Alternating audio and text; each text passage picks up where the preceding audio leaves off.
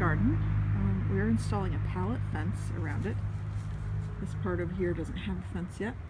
We had a wire fence around it, but the problem is that the weeds keep growing through it, and it's the dog's knocking it over. So we're making a pallet fence. Pallet fence is great because we are getting them for either $1 a piece or free, depending on if we get them at our local Ace or if we pick them up at Lowe's. We've actually doubled our garden size. It's pretty weedy right now, but we're working on it. So we're going to be trying the square foot gardening method. So we're marking the beds off, and then they will each be enclosed by a wooden frame so that we know where the edge of the bed is. This bed's the first one that's been planted. We have a lot of problems with cutworms here, so every single little plant has to have a collar around it or it gets eaten by a cutworm. So here, this area is going to be all carrots, although I'm worried my carrot seeds might be bad because nothing's really coming up, so I might have to get new carrot seeds. This will be lettuce seeds. I'm actually starting those in a seed tray. These are a small kale variety, and you can see that it's coming up in all the different cups.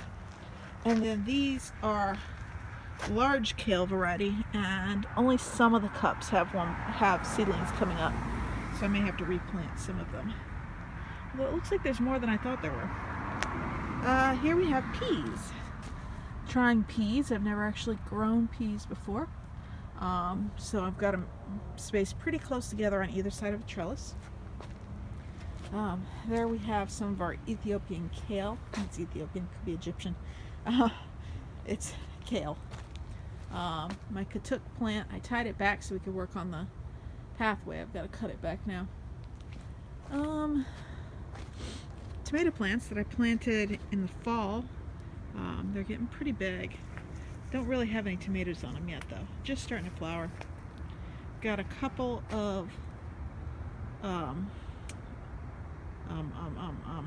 eggplant. There's one over there, there's one down there, and there's one over there.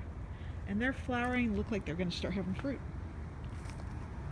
My poor waxed back blue basil, perennial basil, I love it. But I need to take new starts because these plants have gotten really lanky. I have Malabar spinach. It was on a trellis, but I'm going to be taking cuttings and doing new starts for new plants. Again, here's one of the tomato plants that we put in the fall, and you can see that we have tomatoes. So looking forward to those ripening. Again, like I said, it's really weedy.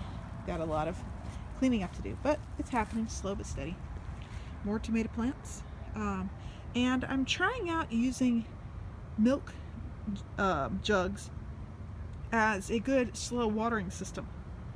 That plant I just moved. It's kind of in shock. But what I did is I'm saving the milk jugs, and then I put one small hole in the bottom, and then I fill them and I let them just kind of dribble out into the appropriate location. The kitty pool's in here for no particular reason.